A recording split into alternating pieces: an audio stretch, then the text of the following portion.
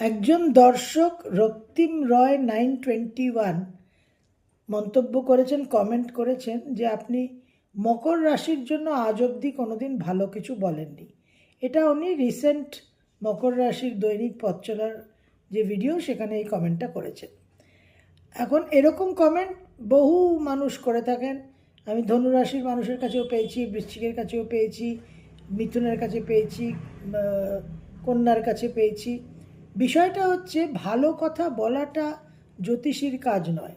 জ্যোতিষীর কাজ হচ্ছে সঠিক তথ্যটাকে উপস্থাপনা করা, আপনাদের কাছে পৌঁছে দেওয়া। গ্রহ সন্নিবেশ কী দেখাচ্ছে?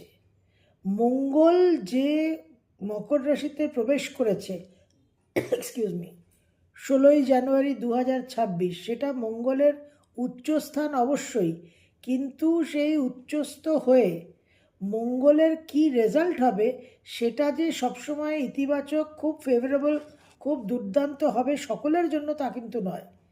এখানে চতুর্গ্রহ যোগ এবং মঙ্গল অস্ত, কম্বাস্ট মার্স।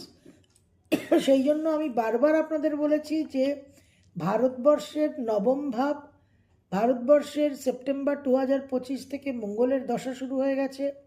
রাজনৈতিক প্রেক্ষাপটে নেতাদের, বিভিন্ন পলিটিক্যাল লিডারদের জন্য কিন্তু যথেষ্ট ডিস্টারবেন্সের একটা ফেজ দেখা যাচ্ছে এই মঙ্গলের কারণে।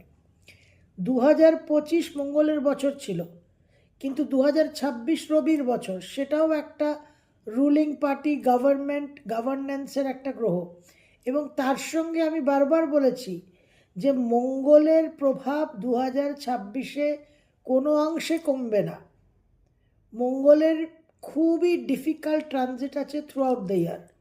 সেই জায়গা থেকে আমরা দেখলাম যে 28শে জানুয়ারি 2026 Shri Ajit Pawar, deputy chief minister of Maharashtra, তিনি বিমান দুর্ঘটনায় বারামতিতে প্রাণ হারালেন।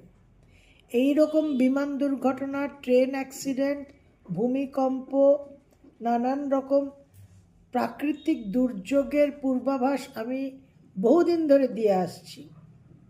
এবং ওনার যে জন্মছক, সেখানে যেহেতু আমরা টাইম অফ বার্থটা সঠিক পাচ্ছি না, কিন্তু ওনার ডেট অফ বার্থ থেকে দেখা যাচ্ছে যে ওনার কুম্ভ রাশি, এবং কুম্ভ রাশির মধ্যে ধনিষ্ঠা বা শতবিশা নক্ষত্র হওয়ার সম্ভাবনা।